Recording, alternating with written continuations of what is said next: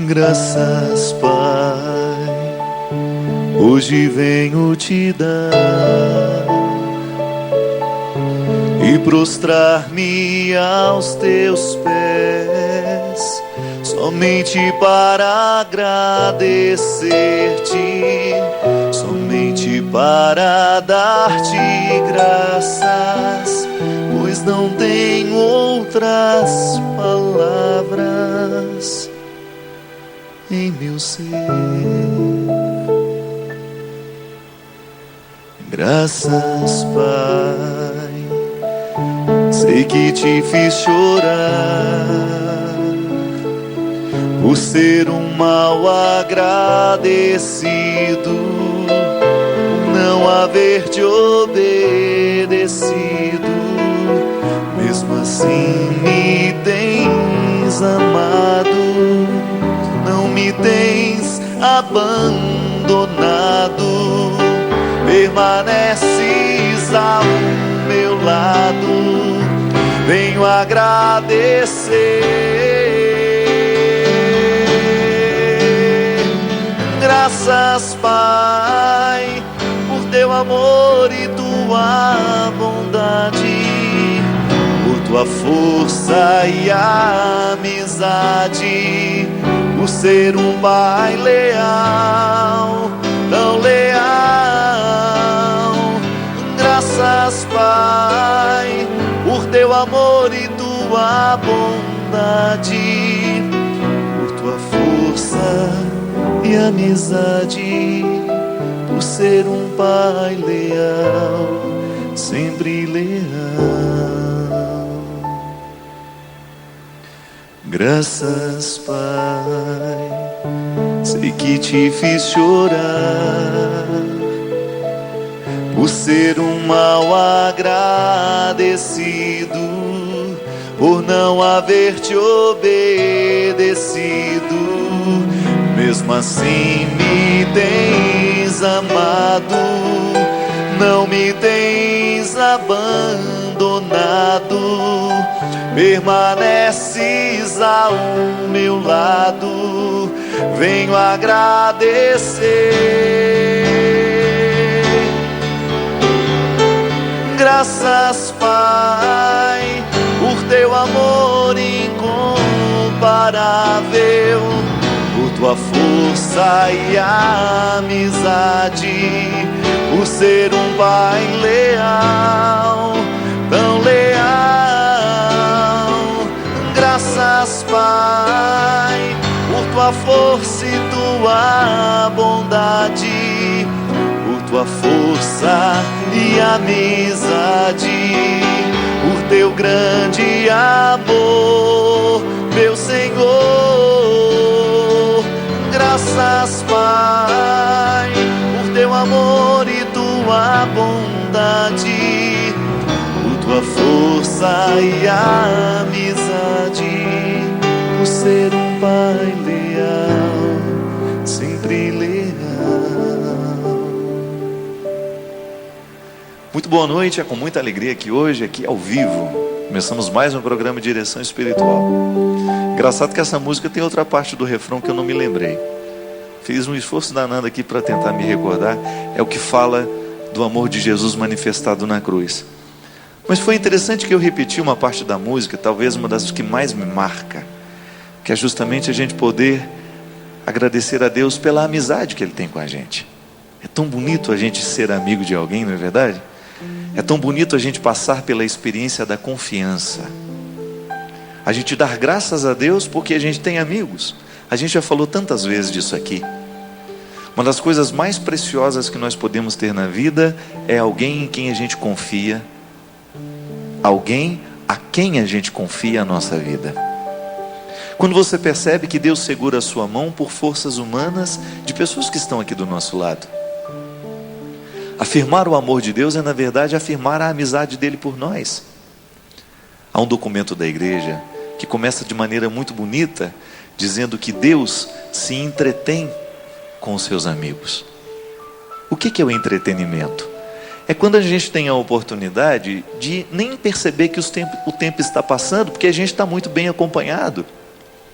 E geralmente quando nós estamos muito bem acompanhados, vivendo alguma coisa muito boa, a gente não percebe que o tempo passou.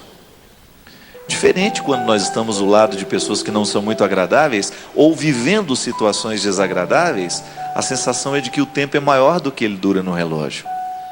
Por isso que toda hora a gente fica olhando, oh meu Deus, o tempo não passa, o tempo não passa, não vê a hora de ir embora.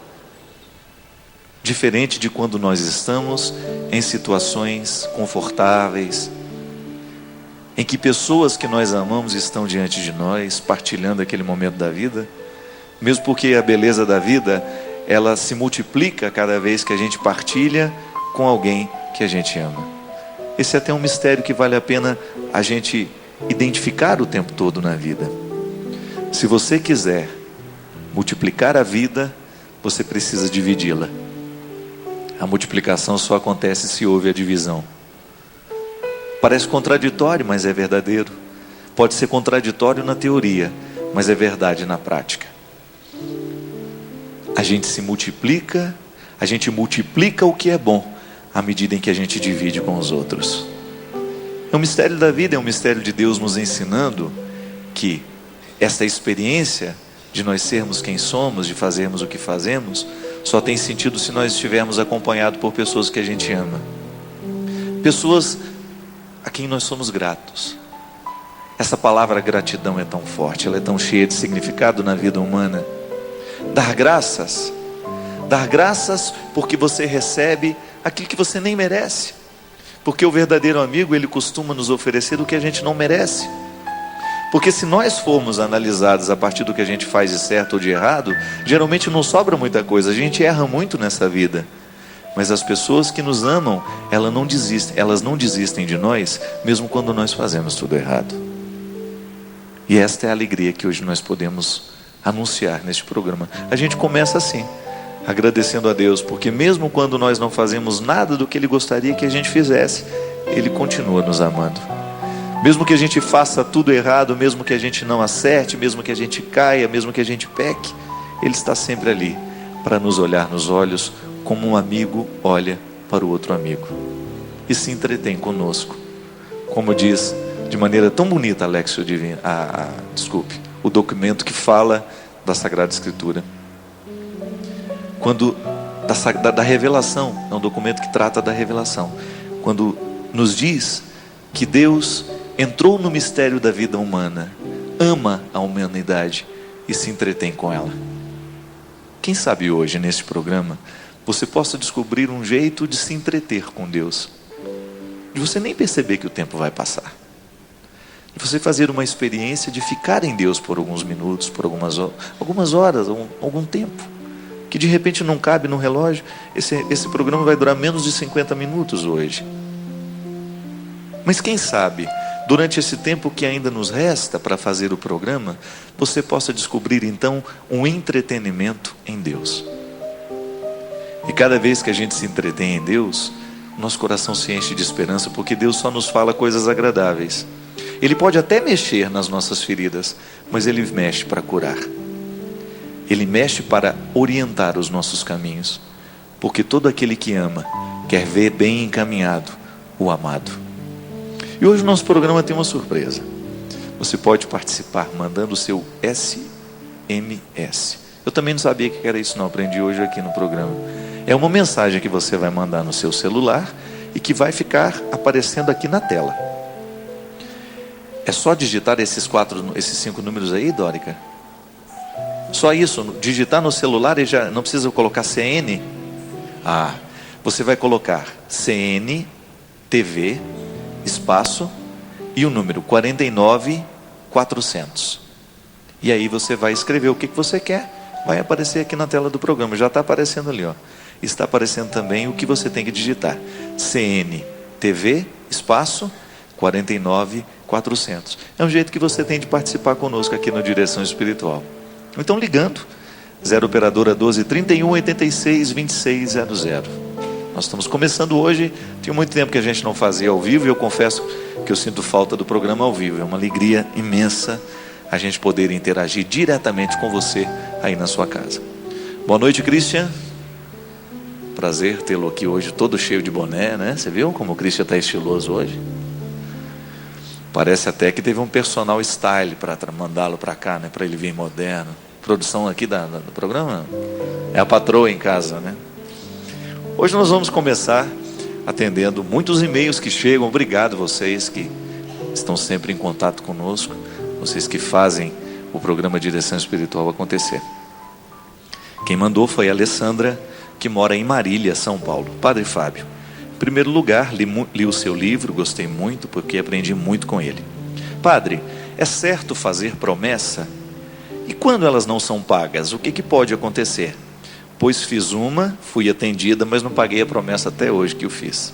Um abraço de toda a minha comunidade. Olha, minha filha, eu não sei não, eu não costumo fazer promessa não, sabe por quê? Às vezes a promessa, ela nos lembra um pouco o mercado, né? Parece que Deus está ali querendo que a gente faça alguma coisa para agradá-lo. Eu acho que não é bem assim. Eu acho que tudo o que Deus faz por nós é de graça. Voltamos até o início do programa, graças, né? É interessante isso na teologia, porque o tratado da graça é o tratado que identifica quem Deus é. Deus é gratuito e o tempo todo Ele delibera inúmeras graças sobre nós. Quando a gente faz uma promessa, então eu prometo, meu Deus, que se o meu filho passar no vestibular, eu vou à Aparecida acender uma vela. Eu não acredito que o filho passe no vestibular porque foi feita a promessa. O filho passa no vestibular é porque ele levou a sério os estudos. Agora, quando você percebe naquilo que você prometeu algo de miraculoso, algo que, né? Então pague, se você fez a promessa tem que pagar. Eu não costumo fazer porque a minha relação com Deus não passa muito por essas vias. A promessa é uma tradição muito antiga, né? Hoje a gente quase não escuta mais falar disso, né? Fiz uma promessa, tinha até aquela música, eu fiz promessa para que Deus mandasse chuva para cair na minha roça. Não tinha isso, né? É bonito, chama pingo d'água. A promessa, ela está dentro de um contexto religioso, mais devocional. Não é que a gente tem que perder isso, mas a gente tem que aprimorar a nossa fé. Talvez seja muito mais interessante você viver o seu esforço, aquele esforço que cabe em tudo na vida, e sem ele a vida não dá certo, para você receber a graça de Deus que está sempre beneficiando. Agora, se fez a promessa, eu acho que você tem que pagar. Outro dia eu até estava escutando uma amiga minha que contou uma mentira, que tinha feito uma coisa lá, e a mãe dela fez uma promessa para ela pagar. Falou, olha, pelo amor de Deus, não venha fazer promessa para eu pagar não. Se você fez a promessa, que pague você, né? Agora eu não vou ficar pagando a promessa porque você fez. Enfim, a gente tem que descobrir aquilo que na religião tem sentido. Eu particularmente, volto a dizer, eu creio que a nossa fé precisa ser um pouquinho mais madura. Deus não é um negociante com quem você faz, olha, Senhor, se você fizer isso para mim, eu vou te agradar desse jeito. Não, eu acho que a relação bonita é a relação de gratuidade. Você deve saber que com criança, às vezes a gente precisa ficar fazendo isso, não é? A criança, se você não promete para ela um presente, ela não se comporta. Veja bem que a criança, ela é infantil. Então, para ela assimilar um valor, ela precisa de estímulos. Agora, depois que amadurece e que vira adulto, a criança não precisa de estímulos para agir bem. Ela sabe que ela precisa estudar, porque estudar é um valor. Às vezes eu penso que a promessa, essa religiosa, ela está muito associada ao processo da infância da fé. À medida em que a gente vai amadurecendo, isso deixa de ser necessário. Eu não vou fazer isso porque Deus me deu outra coisa. Não, eu não vou ficar pedindo que Deus me dê para eu ser bom depois. Eu tenho que ser bom mesmo quando Deus não me dá. A relação madura, ela vai dizer e ela vai pedir que a gente dê sempre o nosso 100%, independente se as coisas acontecerem do jeito como a gente queria. Eu creio que nisso está uma maturidade de fé. Deus me dá o tempo todo. Olha, eu não tenho nada, absolutamente nada para pedir a Deus, eu confesso para vocês. Até faço uma distância, né? Será que eu tenho que rezar por aquele outro que precisa se converter? Tem, mas se ele não reza, se ele não faz o esforço dele também, as coisas não vão acontecer. A gente precisa o tempo todo dar o nosso passo. E essa maturidade na fé faz com que a gente compreenda Deus de maneira mais livre também, né? Porque às vezes a gente escuta falar cada absurdo de Deus, e às vezes a promessa que a gente faz para Ele também são coisas tão desagradáveis, né? Ah, eu vou subir aquela escadaria de joelho. Como se Deus se alegrasse com uma coisa dessa, né? Eu acho bonito a gente prometer coisas boas, né? Olha, Senhor, Eu sei que você está me dando muita coisa boa nessa vida, o Senhor está me dando inteligência, o Senhor está me dando saúde, o Senhor está me dando disposição para eu vencer na vida. Então eu vou fazer tudo o que eu puder para que o Senhor seja cada vez mais conhecido, para que esse mundo seja cada vez mais cristão, para que esse mundo seja cada vez melhor. Isso não é promessa, isso é pacto de amor. Quem ama faz pacto, não faz promessa. A promessa, ela parece que ela sugere uma infantilidade que a gente precisa vencer. A criança precisa de promessas. Se você estudar, eu te dou. Nós não. Eu creio que quanto mais a gente amadurece em Deus, maior é o nosso desejo de fazer por Ele, mesmo quando as coisas não acontecem do jeito como a gente queria. A gente não deixa de ser amigo de Deus porque Ele não fez um milagre na nossa vida, né? É uma idiotice da nossa parte isso. Padre Fábio, quem escreve é Maria Souza. Quero pedir sua bênção e também um aconselhamento.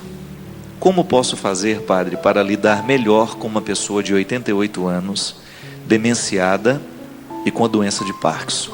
É meu sogro, mora comigo e às vezes penso que ainda não estou fazendo tudo o que posso fazer por ele. Aguardo ansiosa uma palavra sua. Sua bênção, muito obrigado. Um abraço, Maria do Rosário.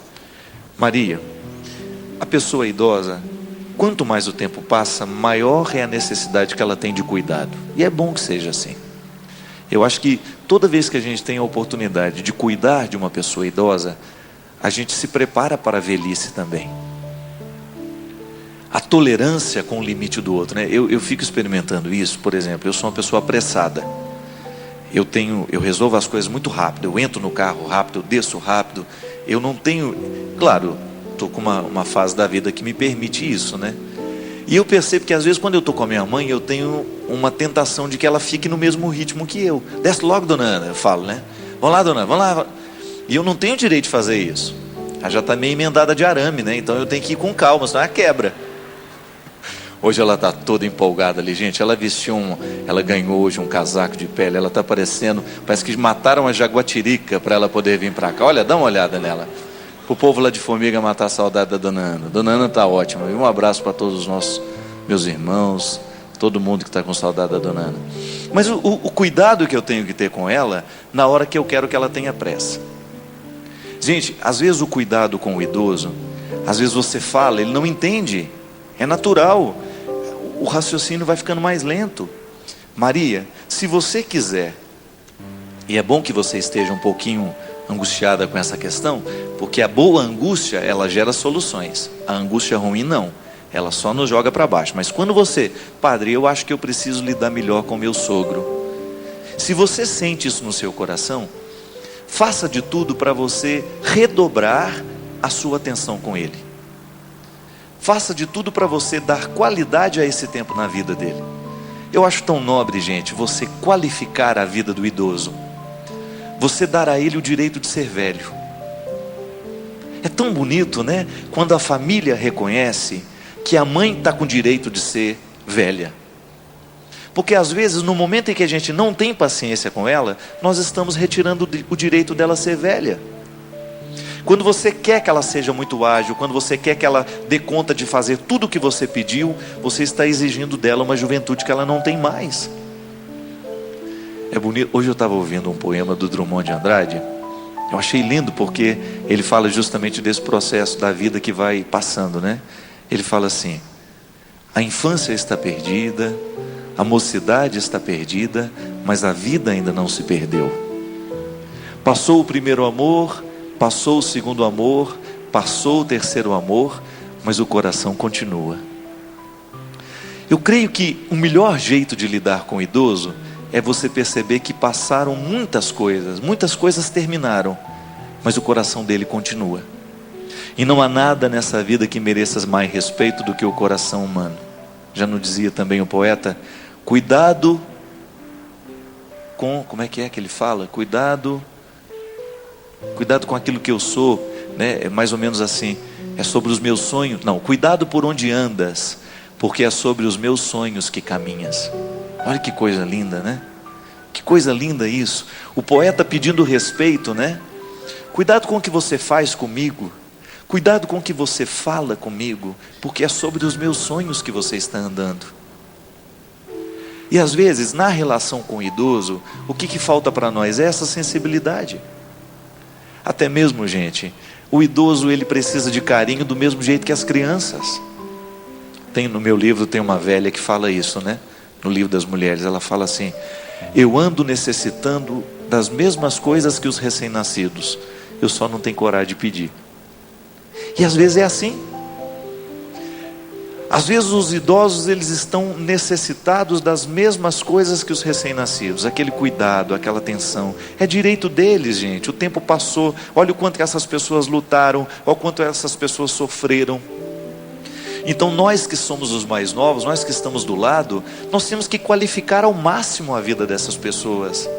Dá trabalho? Dá, não é fácil, mas você também é beneficiado. Eu confesso para vocês que no momento em que minha mãe pediu para ficar mais próximo, eu pensei que eu teria um problema. Oh meu Deus, eu tenho um problema, vou ter que trazer minha mãe para morar comigo. Mas de repente eu descobri que eu não tinha um problema, eu tinha uma graça. Olha, desde quando eu não tenho mãe por perto? Desde 1988. E agora Deus me dá a graça de ter a minha mãe um pouco mais perto de mim. Isso não é um problema, para mim é uma graça, é um dom, é a oportunidade de cuidar de quem eu amo. Isso é maravilhoso, porque às vezes a vida nos encaminha para algumas situações em que você olha e você não sabe quanto tempo você tem. Maria, cada vez que você olhar para o seu sogro, trabalhe a partir desta mística. Olhe para ele e pense assim: eu vou cuidar bem do Senhor, porque eu não sei quanto tempo eu ainda tenho. Se todos nós olhássemos para as pessoas idosas e articulássemos o poder desta frase dentro de nós, nós iríamos agir de maneira muito diferente. Se a gente olhasse para as pessoas que a gente ama, sobretudo as idosas, no momento que a gente quer perder a paciência, no momento em que a gente não quer deixar que ela seja velha, no momento em que a gente está impaciente, querendo quebrar o barraco, que você olhe para ela e pense: eu não sei quanto tempo eu ainda tenho você na minha vida, então eu vou tomar cuidado com o que eu falo, eu vou tomar cuidado com o que eu faço, porque eu não sei quanto tempo eu tenho. E essa experiência modifica o nosso jeito de lidar com as pessoas. E vou dizer para vocês, todos nós que temos idosos por perto, em casa, você, de repente você mora com sua mãe precisou vir morar com você, o seu sogro, o tio, enfim, alguma pessoa que está vivendo a velhice, descubra nesta oportunidade um jeito de você se humanizar. Dá trabalho? Dá, não é fácil, mas também você não precisa olhar só o trabalho que ela lhe dá. Pense na oportunidade que ela lhe dá para crescer como pessoa. E a vida fica mais bonita quando a gente trabalha a partir dessa sabedoria. Lembrando que você pode ligar 0 operadora 12 31 86 2600, ou você vai mandar o seu SMS pelo celular. CNTV 49 400. Vamos para um rápido intervalo, daqui a pouquinho a gente volta.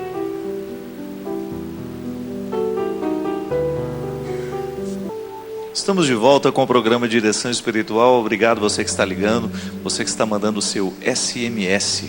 Obrigado, é um prazer ter a sua participação conosco. Lembrando que amanhã, sexta-feira, dia 19 de setembro, eu estarei em Itajubá. Lá no Itajubá Tênis Clube. O endereço é Rua Paulo Chiara. Não vou falar esse nome não, que é difícil demais. O bairro é São Vicente, em Itajubá, a partir das 20h30. E no sábado você deve ter visto aí a propaganda que está passando na Canção Nova, lançamento do meu CD Vida, no Teatro da Amã, em Resende, aqui logo a primeira cidade depois que sai de São Paulo, já entrando no estado do Rio de Janeiro. Teremos a alegria de fazer esse show beneficente para a comunidade Betânia. Lembrando que o CD está já em todas as lojas do Brasil e você também pode adquirir aqui pela Canção Nova, que é um jeito que você tem de ajudar esta obra. Obrigado mesmo pelo carinho de todo mundo. Hoje eu quero mandar um abraço muito especial para a família Borges, lá de Fortaleza, e o meu amigo Zé Nilson, lá de Quixadá, que está num processo bonito aí de descobrir, de continuar uma missão bonita que ele faz na cidade. Que Deus abençoe, Zé. Também quero lembrar hoje o aniversário da dona Zilda Tavares, Eu acho que ela é a avó da Gisele, eu não me lembro, né? Não que a gente sabe, é a avó da Gisele.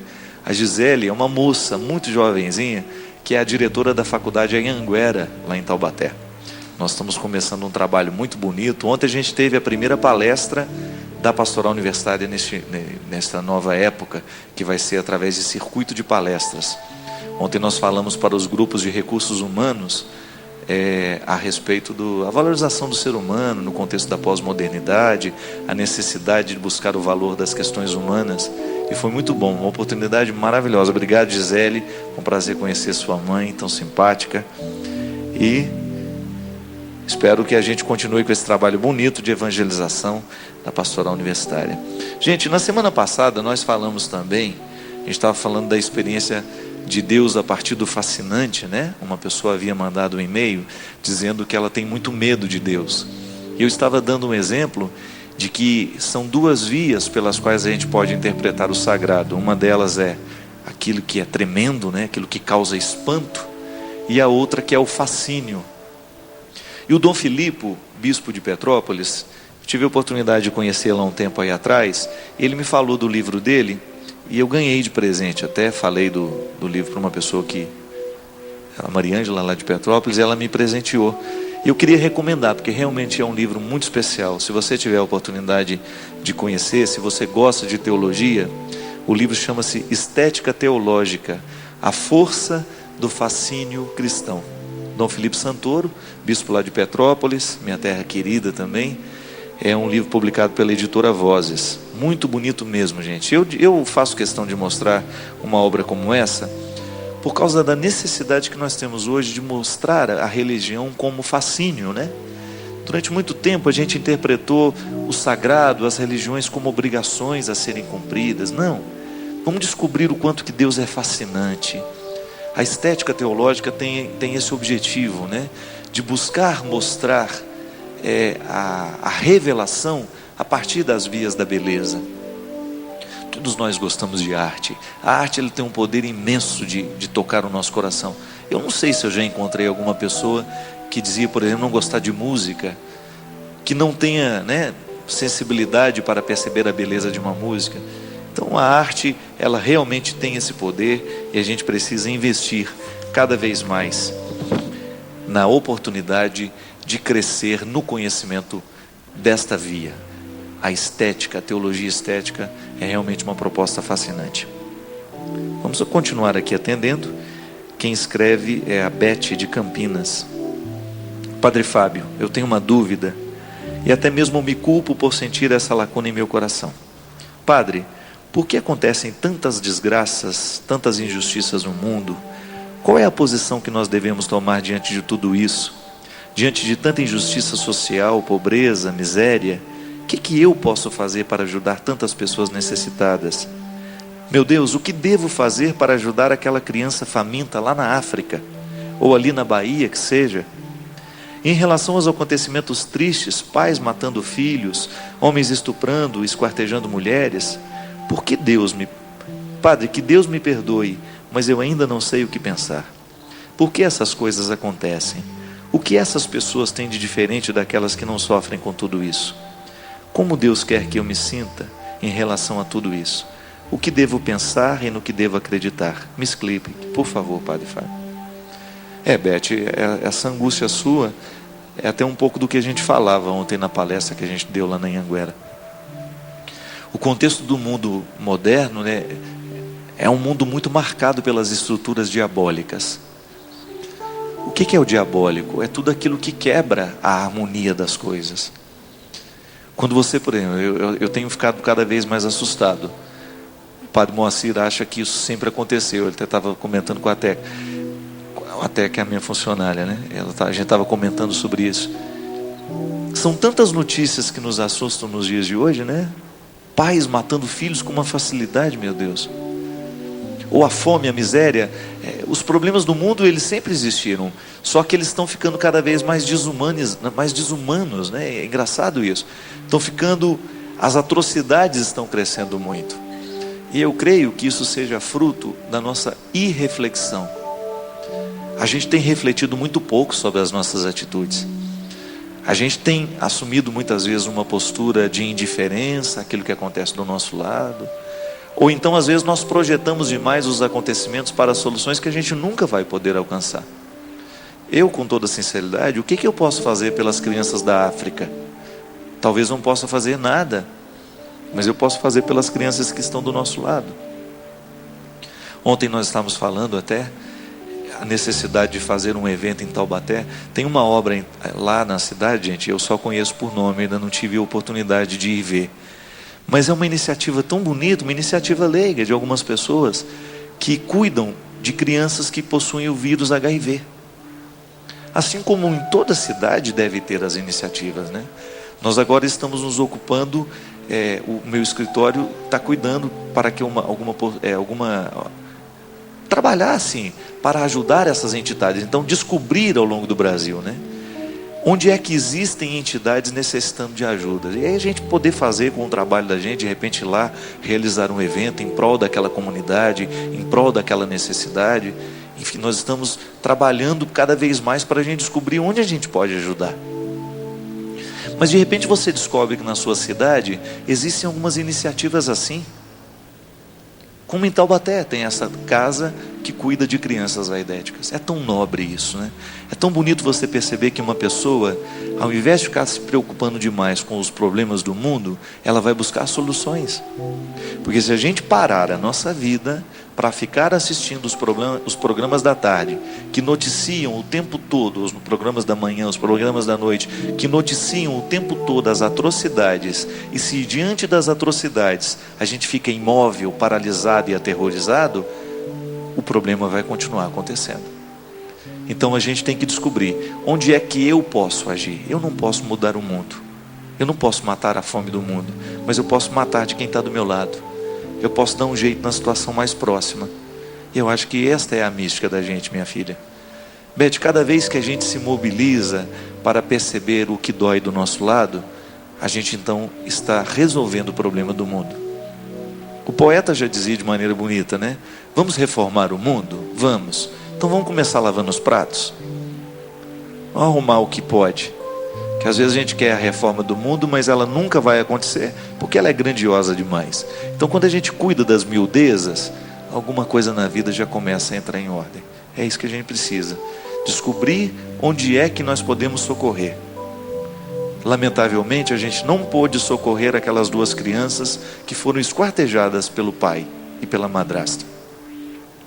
Mas quem sabe você pode socorrer uma criança que mora do lado da sua casa, que você sabe que está sendo vítima de violência doméstica. Quem sabe você pode interferir no processo de alguém. Quem sabe você pode ajudar uma família que está passando fome, que está passando necessidade. E quem sabe a gente tem a oportunidade de melhorar a vida de pessoas que estão muito próximas e que nem sempre a gente tem sensibilidade de perceber. Tem outro e-mail aqui, acho que dá tempo.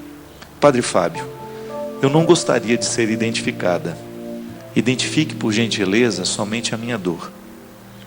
Moro no interior de São Paulo, sou jornalista, especialista em comunicação e comecei a ter uma vida na igreja há mais ou menos 2 anos atrás, época em que conheci o seu trabalho. Assistir ao programa Direção Espiritual foi uma experiência que me fez não só mudar a minha vida, mas também me impulsionou a trabalhar de forma voluntária na igreja. A comunidade onde frequento, padre, é a mesma onde minha mãe sempre frequentou. Eu nunca havia participado de nada anteriormente, nem crismada eu ainda fui. Padre, o que me ocorre é que diante de tudo que Deus fez em meu coração, eu quis integrar a igreja com o específico de minha profissão. Procurei o padre da paróquia, propus ajudar na pastoral da comunicação, afinal é o que sei fazer e graças a Deus sou muito competente na minha área. Tudo começou muito bem. Fui bem acolhida pelo padre, por alguns membros da comunidade, e em pouco mais de 6 meses estávamos a todo vapor com o novo trabalho. Consegui pessoas de minha área que também não participavam e que se juntaram a nós. Juntos criamos, com a comunidade, um jornal paroquial, incrementamos o sistema de som da igreja e até sistema audiovisual instalamos dentro da igreja. Nossas iniciativas não pararam por aí. Diante das novidades, um grupo se entusiasmou a criar um grupo de teatro e na missa da juventude havia sempre um algo a mais preparado por eles. Durante 1 ano e 2 meses não pensei em outra coisa. Estava muito feliz com tudo que estava acontecendo. Poder levar minha competência para o serviço de Deus estava me realizando profundamente. Tudo estava indo muito bem, até o dia em que o padre me chamou e disse que eu deveria deixar a pastoral. Disse que havia recebido muitas reclamações, porque eu havia provocado muitos ciúmes em pessoas que estavam há mais tempo com ele na igreja. Padre, eu não podia acreditar no que eu ouvia. Pedi a ele que me explicasse um pouco mais o que ele me falava, e foi então que ele me apresentou uma infinidade de e-mails anônimos que diziam coisas terríveis sobre mim. Acusações, mentiras, absurdos sobre minha conduta. Padre Fábio, confesso que não sou santa. Luto para ser, mas ainda não sou. Mas posso jurar por tudo que é mais sagrado nessa vida, que nada do que aqueles e-mails diziam era verdade. Estou desolada, padre. Estou me sentindo traída. Eu que sempre trabalhei em meios competitivos, onde a regra é vencer o adversário, confesso que ainda não havia experimentado tanta maldade como enfrentei nesta situação. A igreja, que foi o lugar em que pensei que me completaria, foi justamente o lugar da minha maior decepção, minha maior ferida. Desculpe-me, padre Fábio, mas eu precisava lhe contar isso. Você foi o responsável pela minha conversão, e motivada por suas palavras, eu quis dar o meu melhor. Não se preocupe, eu não desisti de Jesus, mas da igreja eu estou me retirando. Quem sabe um dia eu descubra um lugar onde eu possa ajudar, um lugar onde as pessoas estejam verdadeiramente motivadas pelo Espírito de Jesus. Continuo por aqui, ouvindo o que o Senhor tem a me dizer. Estava na Bienal para que você autografasse o seu novo livro, Mulheres de Aço e de Flores. Ele está sendo um bálsamo para o meu coração. Com ele rio, com ele choro. Sua literatura é boa demais para ser lida de qualquer jeito.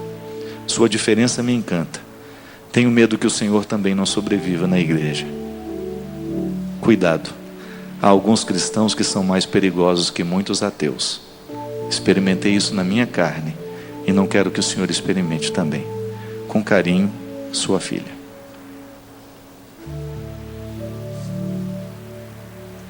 Meu pai. Confesso que eu tinha lido só o início.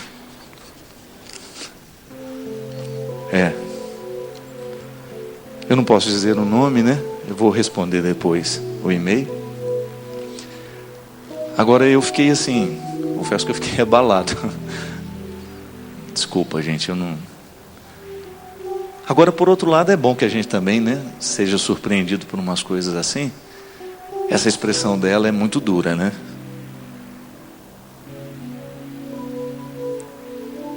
Há cristãos que são piores, mais perigosos do que muitos ateus. Minha gente, uma das coisas mais difíceis que eu encaro dentro do contexto religioso é quando a gente faz da religião um escudo para a gente se proteger e também um escudo para a gente agredir. Essa menina foi vítima de fofoca, né? Não tem outro nome, né? Essa menina foi vítima de inveja. Essa menina foi vítima de pessoas que articularam contra ela porque não suportaram que uma outra pessoa pudesse estar fazendo algum trabalho bom ali dentro. Que alguma pessoa pudesse de repente realizar uma obra. Isso não é novidade, né? A gente sabe que isso acontece o tempo todo. E é lamentável que isso aconteça e que de repente a gente se acostume com isso. A gente não pode continuar acostumando com isso. Eu confesso que como padre, às vezes eu vi, sobretudo no meu tempo de estudante, que foi uma época em que eu tive oportunidade de estar muito nos meios pastorais, hoje nem tanto, porque minha missão ficou muito diferente. Mas como nós esbarramos nesse espírito mesquinho, né? Como nós esbarramos em pessoas que se dizem de Deus, mas que são capazes de algumas coisas, de algumas atitudes que definitivamente não são cristãs. Engraçado, ela falou ali, ela me fez pensar muito, porque você sabe, quanto maior é a vida pública de um homem, maior é o número de pessoas que amam, maior é o número de pessoas que odeiam. Engraçado, por exemplo, eu sou padre, eu tenho aí uns 6 anos que eu estou mais na mídia, que eu apareço mais, então eu multipliquei o número de pessoas que me amam e eu multipliquei também o número de pessoas que me detestam. Mas engraçado, essa menina me fez pensar numa coisa que eu nunca tinha identificado isso. Os e-mails mais grosseiros, os e-mails que às vezes atentam contra o meu sacerdócio. Às vezes, gente, eu recebo e-mails de pessoas que colocam em questão o meu sacerdócio. Imagina isso. Eu sou ordenado pela igreja, pela mesma igreja que ele professa, né? Na mesma igreja em que ele professa a religião dele. Às vezes os e-mails atentam contra a minha integridade, atentam contra a minha pessoa, atentam contra a minha obra. E todas elas em nome de Deus. Eu nunca recebi uma afronta de um ateu, é verdade. Nunca recebi. Todos os discursos grosseiros que chegaram até mim através de e-mails anônimos ou e-mails assinados, são pessoas que se colocam no muro e que se sentem melhores do que a gente. Em nome de Deus, é por isso que se mata. E é por isso que o problema religioso no mundo hoje, o problema das guerras, é um problema religioso. Por isso que hoje o grande problema do mundo, ele passa pela compreensão que nós temos de Deus. Veja bem você que o Oriente vive disso. E o Oriente acaba sendo um perigo para o resto do mundo por causa da forma como eles compreendem o sagrado. Agora eu fico pensando, será que a minha inveja, o sentimento mais mesquinho que nós podemos ter na vida é inveja? Não há nada mais destruidor, minha gente, dentro da gente do que quando você inveja o outro. Quando você quer ser o outro. Quem inveja é isso. Você não suporta o sucesso do outro. Você não suporta a capacidade do outro. Aí você faz de tudo para destruir o outro, porque você tem essa ilusão que destruindo o outro, você resolve a sua inferioridade. Só que isso resolve até o momento que você encontra um outro que é melhor que você. Resolve até o momento em que você descobre que tem uma outra pessoa que tem uma competência melhor do que a sua. Aí você vai para destruir o outro também. Está vendo como a inveja é diabólica? Nós que trabalhamos na igreja, por exemplo, quando eu vejo um padre competente, qual que é o primeiro sentimento que me vem? A gente precisa ser honesto. Pode ser que o primeiro sentimento que nos ocorra é de inveja. Eu queria ser como aquele padre é, só que eu não tenho as mesmas competências que ele. Aí eu falo mal dele. Aí eu falo que ele não presta, que esse jeito não está certo, que ele é isso, que ele é aquilo. Enfim, eu começo a elencar uma série de coisas que eu preciso justificar a minha inveja. Então eu começo a criar um grupo também para ser contra ele. Quantas vezes na vida nós já descobrimos, já vivemos isso? Quantos amigos meus padres que eu já vi massacrados dentro das suas congregações por causa da inveja dos outros? Quantas pessoas não conseguiram sobreviver porque foram vítimas de calúnias, foram vítimas de inveja? E às vezes, gente, o sentimento que cria na pessoa é de tanta solidão que ela cai na vida mesmo. Padre precisa ter amigos, não pode, senão ele não dá conta de viver. Ah, mas ele tem defeito, mas todo mundo tem. E muitas vezes não é o outro que tem que mudar, não, sou eu que tenho que articular melhor o meu jeito de ser gente, porque senão eu vou começar a criar histórias e histórias e histórias dos outros, sem ter um mínimo de fundamentação. Isso é pecado, isso é grave. Agora imagina, uma comunidade se junta, de repente nós temos ali uma jornalista qualificada, uma pessoa para dar qualidade à nossa pastoral da comunicação, que é uma das maiores fragilidades da igreja. Nós precisamos de comunicação, nós precisamos de uma comunicação bem feita, nós precisamos de uma liturgia bem celebrada. E de repente, quando tem alguém dentro da comunidade que tem uma capacidade um pouquinho melhor do que a nossa, a gente se fecha e a gente começa a criar intriga. Pelo amor de Deus, onde é que está o espírito cristão? Se a gente se sente motivado a destruir o outro, porque a gente não suporta que o outro seja melhor do que nós, pelo amor de Deus, isso é diabólico. E nós fazemos isso em nome de Deus, e nós fazemos isso com cara de santo ainda, e nós assinamos esses e-mails ainda com fique em paz, vá. Não, pelo amor de Deus, chega dessa hipocrisia. Nós não temos o direito de fazer nas nossas infelicidades, nas nossas frustrações, as nossas armas para destruir as pessoas que não são como nós. Porque o que tem de gente competente aí, dando a vida pelo Evangelho, o que tem de padre, gente, hoje, lá no interior do Mato Grosso, lá no interior do Maranhão, saindo, viajando distâncias imensas para ir celebrar uma missa para uma comunidade que às vezes tem 5, 6 pessoas. Eu tenho que me alegrar com isso, por saber que existem padres muito mais competentes do que eu, com um espírito missionário muito maior que o meu, que minha vida é fácil demais perto da deles. Que lá no interior, hoje, neste momento, quantos padres estão assistindo esse programa? Graças a Deus, eu sei que eu tenho a participação de muitos padres. Eu sei, meu irmão, o quanto que você sofre na sua pele muitas vezes, o quanto você muitas vezes é vítima de inveja, de pessoas que não aceitam que você seja capaz disso, disso ou daquilo. Mas sei que também que eu, que você, muitas vezes apontamos armas na direção dessas pessoas também. Minha gente, se tem uma coisa que eu tenho pedido a Deus, é que Ele me dê um espírito de mansidão. Às vezes a gente perde a paciência, mas eu posso, do fundo do meu coração, eu posso abrir a minha caixa de e-mails e posso deixar você ver todos os e-mails. Eu não tenho lembrança de, em algum momento da minha vida, ter perdido o meu tempo para escrever um e-mail para atacar alguém, para falar mal de alguém. Sabe por quê? Eu não quero essa condenação para mim. Não queira para você também, não. Há tanta coisa bonita para você mandar, se você não pode contribuir com o outro, saia, fique de fora. Se você não tem alguma coisa para agregar, fique de fora. É melhor a gente ficar fora do que entrar no círculo e estar condenado. Cuidado para aquela mancha de sangue, sabe? Não ficar tomando conta da sua testa. O sangue dos inocentes, às vezes, quantas pessoas vivem o martírio da fofoca, porque a gente criou a história. Quantas pessoas vivem noites e noites sem dormir, angustiadas, com as mentiras que inventam, com as ameaças que criam, porque a gente criou tempo para isso. Às vezes nós tiramos um tempo da nossa vida, para a gente sentar na frente do computador, e escrever um e-mail desaforado. Para quê? Para machucar, para magoar uma pessoa que você nem conhece, para acusar de uma realidade que você nem sabe, como é o caso dessa menina.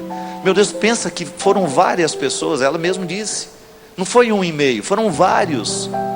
De repente é um espírito de porco que tem ali dentro, que vai minando os outros e vai motivando. Vamos jogar essa pessoa fora daqui. Pelo amor de Deus, minha gente, isso não é cristão. Se eu tenho alguma coisa a discordar de alguém, que eu saiba discutir o que eu discordo, mas as ideias das pessoas. É interessante isso, né? Há um escritor que fala que as pessoas inteligentes, elas discutem ideias, as pessoas ignorantes discutem as pessoas. Quantas vezes nós perdemos o nosso tempo falando das pessoas?